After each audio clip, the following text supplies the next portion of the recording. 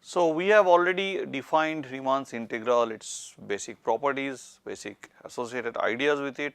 Now, it is time that we put it through some litmus test, that is it really the integral as we know it from Newton or Leibniz, that it has some properties like the integral of the addition of two functions is same as the addition of the integral of the two component function, two individual functions. So, that is a litmus test, that if all these rules that we have studied for integration in the sense of Newton can be applied now, can be also showed for that of Riemann, then the Riemann integral passes the litmus test and then it becomes some sort of acceptable integral. So, we will now write, if a function is Riemann integrable, we will write that f is in RAB.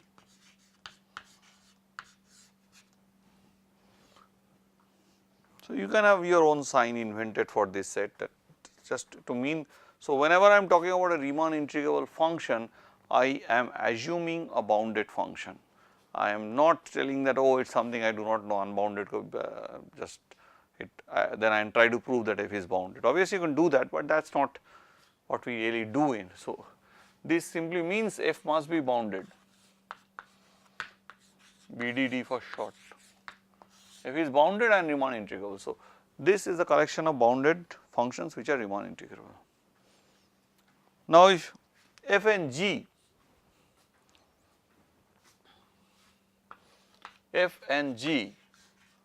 both are in RAB,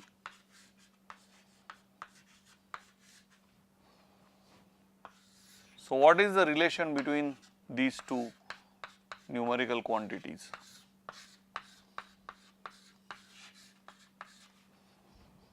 Now, here integration is in the Riemann sense. Does this relationship hold true?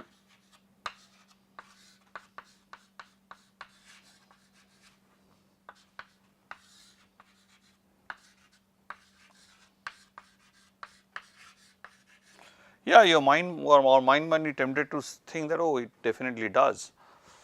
Actually, it does, but you need to provide a solid backup, or rather a proof to the thing that this thing really works. So, how would you go about doing so?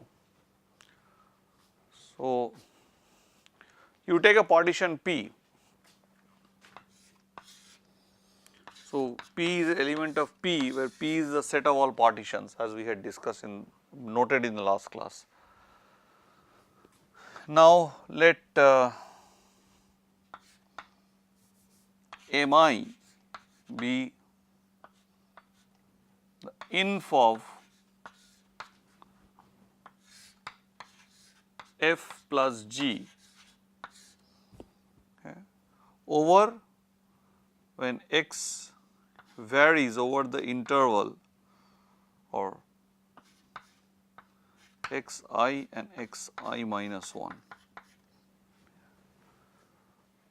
and let Mi dash and Mi double dash, this is the inf of f over the same interval, and Mi double dash is inf over g for the same interval. Now, there must be it might be very easy tempting to think that Mi is equal to Mi dash plus Mi double dash, but this is grossly incorrect. I would rather tell you to go back home and try out this very simple exercise, that if you have you are taking the infimum of a function fx or f plus g of x over x belonging to some set A, does not matter what is it, set A, then this is bigger than the inf of f plus inf of g x element of A. You can write fx g x, does not matter. So, this is actually the formula. So, this is something you should prove. So, what I actually have here is that m of I is bigger than m of I dash plus m of I double dash. So, let us look at the supremum. So, I can write mi, capital Mi, as a supremum of f plus g. Maybe I should write f plus gx if you want to be more, you want to look more precise, and x is lying between in the interval xi minus 1. Then I will say mi dash and mi dash are the supremum over the same interval. This is for f and this is for g. Do not say that the sum of these two is equal to this is grossly incorrect again. So, again go back home and look into, just try to prove this simple formula where A is a subset in R. Okay. So,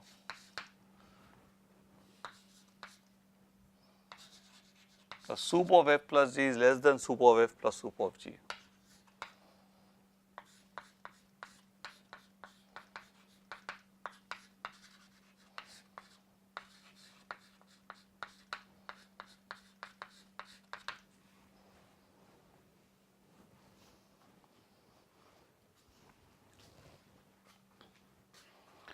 So, what I have here is another thing. So, what I now can write from here, that m of I is less than equal to capital M of I dash plus capital M of I double dash.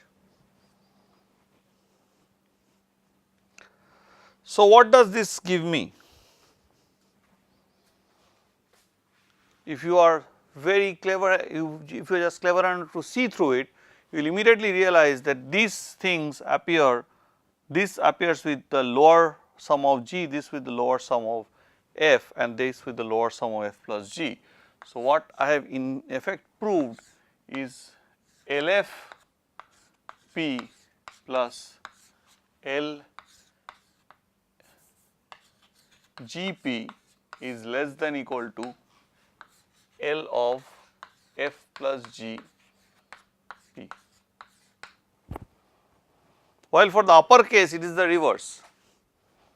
Upper case you will prove that u of f plus g p for any given partition p is less than u of f p plus u of g p. This is a key idea, because without this you can't do much, right. So, what you have actually proved? You have proved that L F P plus L G P is less than equal to L F plus G P. This inequality becomes handy later on. F plus G P, which is less than equal to U F P plus U G P. So, we are just combining these two. So, this is what you have at this moment.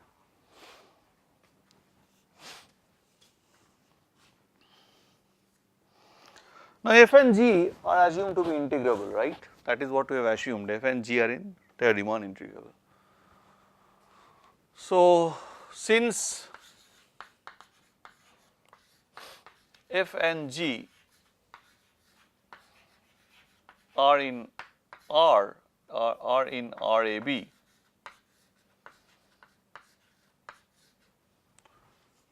what would it imply? It would imply,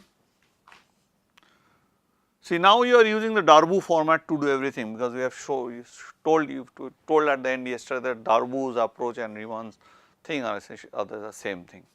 So, they give the same value for every, the class of functions which they integrate are the same. So, So, now Darboux approach is easier to handle, so we are using the Darboux approach.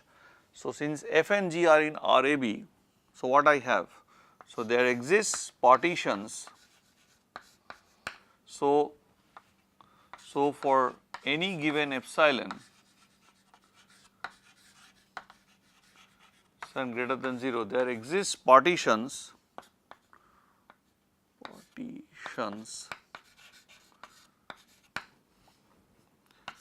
P dash and P double dash such that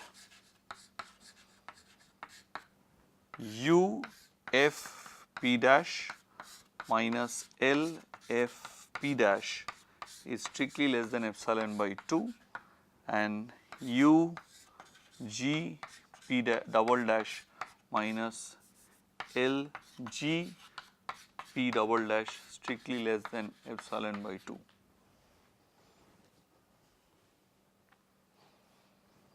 That is what the idea is.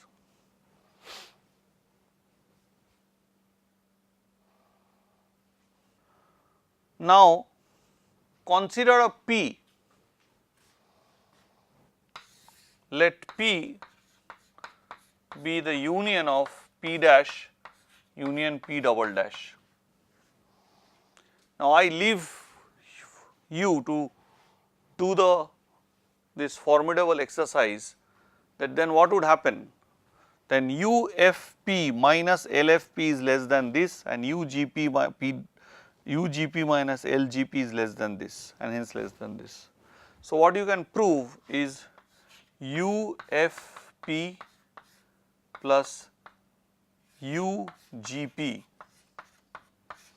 this minus LFP, basically now adding up, plus LGP,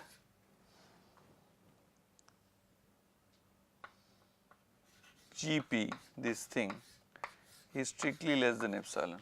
This is what you can finally prove. And consequently, what do you prove?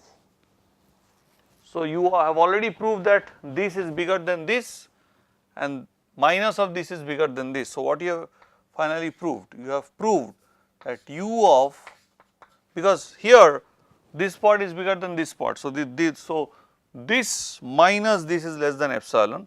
So, if you take this thing to this part and add it with epsilon, then you can apply that this plus this is less than this. So, ultimately you will get U of f plus Gp, please check the calculation, minus Lf plus Gp is strictly less than epsilon.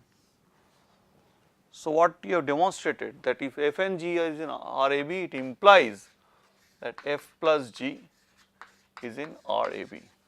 So, now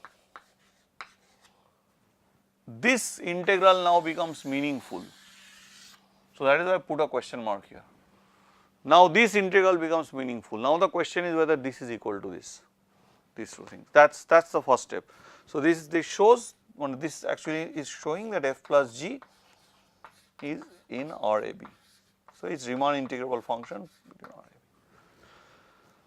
Okay, so that part being over, we will now transfer ourselves to this part, so that you can see the working that side. So, now let us look at this. Now, we will use this thing that we have proved. Now, what we have proved is U of Fp plus U of Gp, right, is less than this, is less than L of Fp plus L of Gp plus an epsilon. That is what we have proved, because once we have wanted to prove that thing. So, this information is there. But this again, as you have proved here,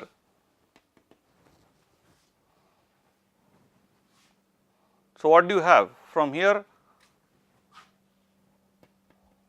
What do you have? You have the following. You have U of Fp plus U of Gp Now, I am applying this fact on this. So, it will give me L of f plus g p, okay.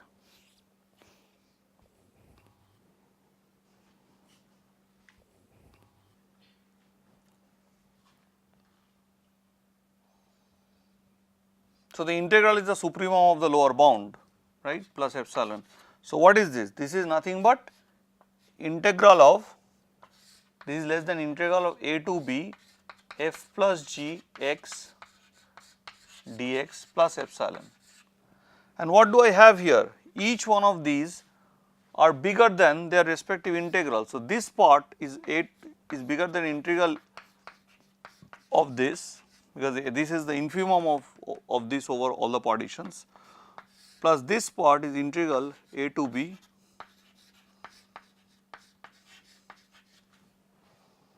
You agree to this? So, this is what you have proved, right.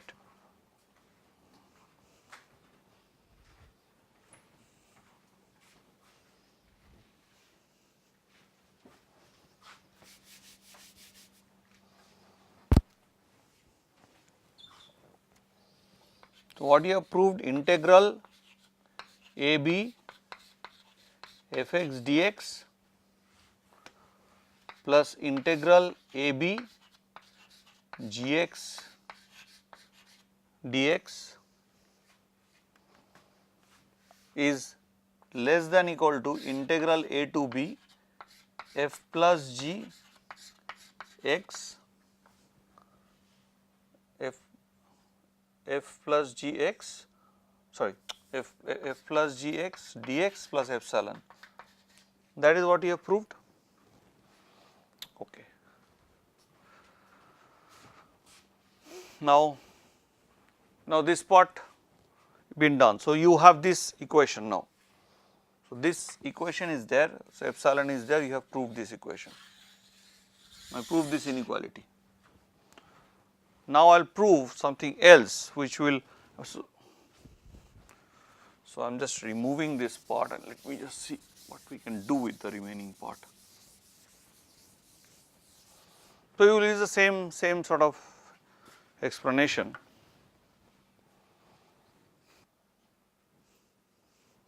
So, from here I can write using this fact from this equation, please note u of f plus g p, which is less than equal to this, and hence it is less than equal to L of f p plus L of g p plus epsilon. So, u of f plus g p minus epsilon is less than equal to L of f p plus L of g p, and you know that u g p is bigger than the integral f plus g, because f plus g is already proved to be Riemann integral. So, a to b f plus g x dx minus epsilon is less than equal to, each of these are less than the their individual integrals. This is less than the integral a to b, because the integral is the inf of this. So, the integral is the sup of this. So, the integral is essentially, so the upper bound. So, similarly for this one, by the very definition of the integral, you have this. So, what are you getting? So, this plus this is this plus epsilon, and this minus epsilon is also less than this. So, this plus this is less than f plus g plus epsilon, and f plus g minus epsilon is less than this. So, combining these two equations, maybe I can rub this part now. So, I will put some numbers there. So, maybe a and b. So, I will put this equation as a inequality and this inequality as b. So, combining a and b,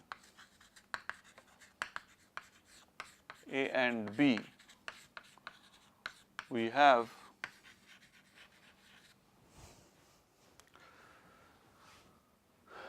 integral a to b fx dx plus integral a to b gx dx minus integral a to b f plus gx dx is lying between epsilon and minus epsilon.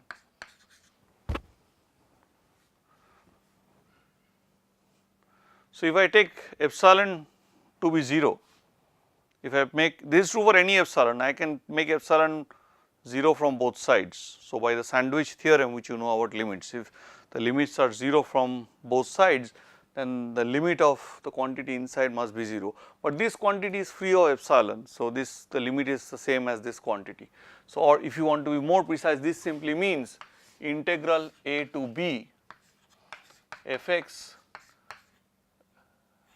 dx plus integral a to b gx dx minus integral a to b f plus g x dx, this is less than epsilon. So, this since this is less than any epsilon greater than 0, it does not matter whatever be the epsilon, the only non-negative number which can be made as small as I like is 0.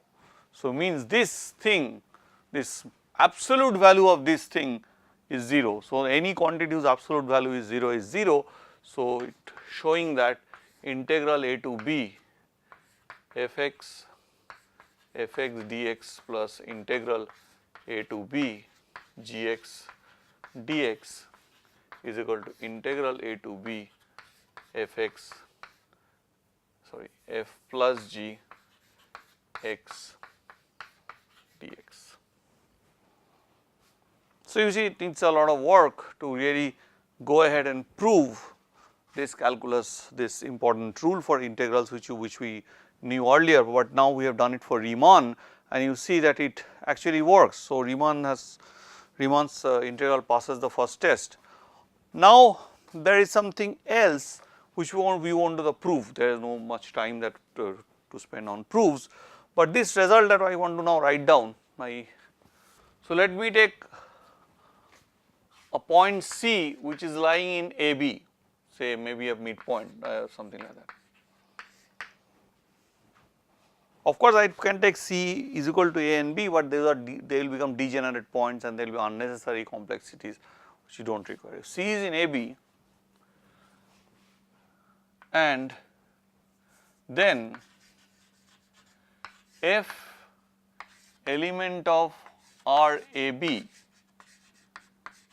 F is Riemann integrable if and only if F is element of AC and F is element of RAC and RCB, means F is Riemann integrable over AB if and only if I take any point between A and B, F must be Riemann integrable over each of the separate components, separate parts. So, if I have A, C, B, F is Riemann integrable over the whole if F is Riemann integrable over this part and each of these individual part, and if F is Riemann integrable over each of this individual part, then F must be Riemann integrable over the whole. So, it needs certain time to prove this. I would leave it to you to really work this out, and in that case you can actually show that integral from A to B f x dx is equal to integral from A to C f x dx plus integral from B to C f x C to B f x dx. Now, in our analysis we have always assumed that the integral, when we are evaluating the integral A to B, this integral from A to B is valid when A is bigger than B. That has been the approach. But again, just like the way we did for the Newtonian case, we can make a definition. The definition is the following.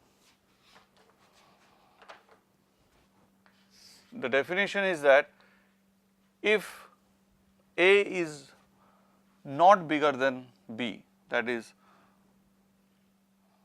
B is not bigger than A is bigger than B. So, B to A, what does it mean? How do I define it? This is defined as minus A to B fx dx. So, kindly take this as a definition. This is true when A is when B is strictly bigger than A, then if I write the integral from a bigger value to a smaller value, this is same, this is negative of the integral from A to B. It is same as the area explanation that I have given you, the same idea, but now just we have picked that definition up and put it in here. So, once you do that, once you have that definition in, then this C being a requirement to be inside A and B is no longer valid. You can just put C anywhere and get the result. And of course, you can show for Riemann integration theory that if I multiply C with a function any number, we construct a function Cf which is defined as so C of fx is Cf of x is nothing but C times f of x. So, in this case, so the integral of Cf is C times integral of f. I am just writing very shorthand things, but these are very common things that you can learn up yourself from any books or even the net. Important result that is there, for which we do not need any extra styling or extra information, but this is an important result which we would not prove because the proof would take in a lot of time, but we are going to state this, and because this idea would be important when we start to have a look at the mean value theorem for Riemann integrals and their applications.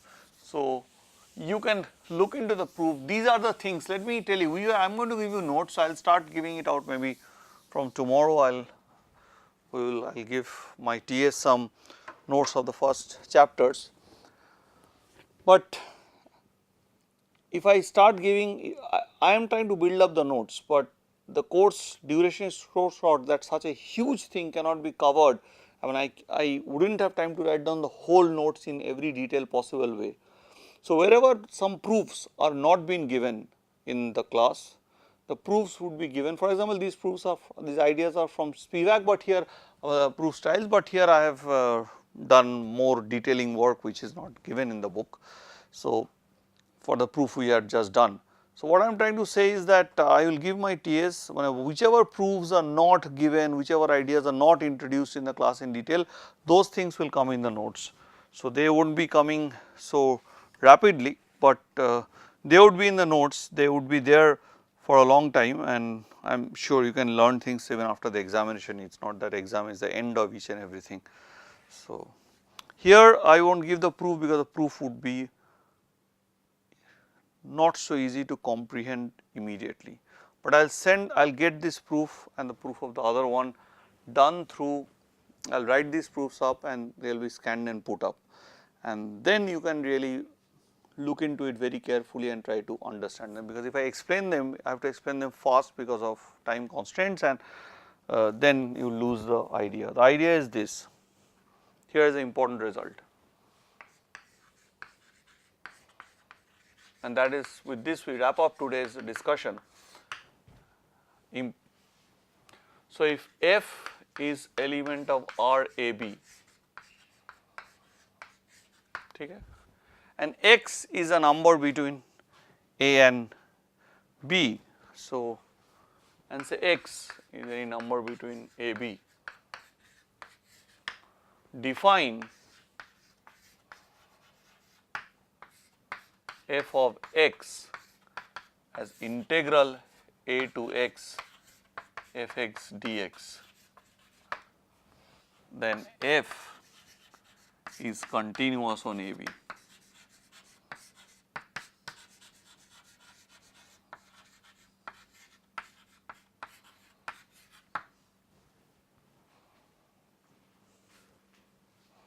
Of course, using this and this fact, you can prove that integral a to a is nothing but 0. So, f of a is 0 here and then it begins.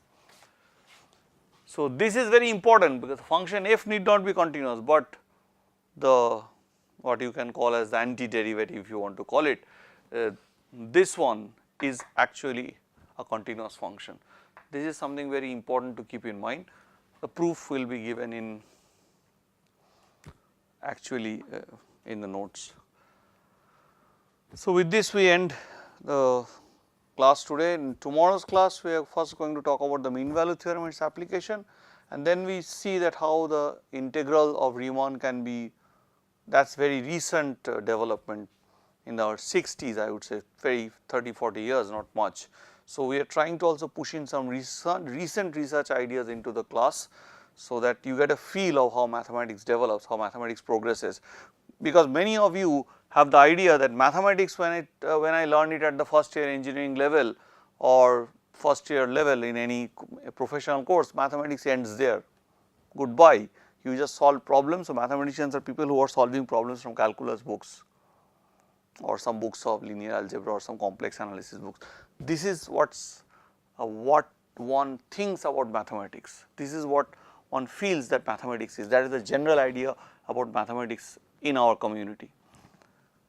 But I want to bring in this lecture because I am evolving the course rather than following strictly to what I initially thought, because I want to evolve it, because I want to show that mathematics is not a dead subject, or calculus or integration, all these ideas are not just dead which has stopped somewhere.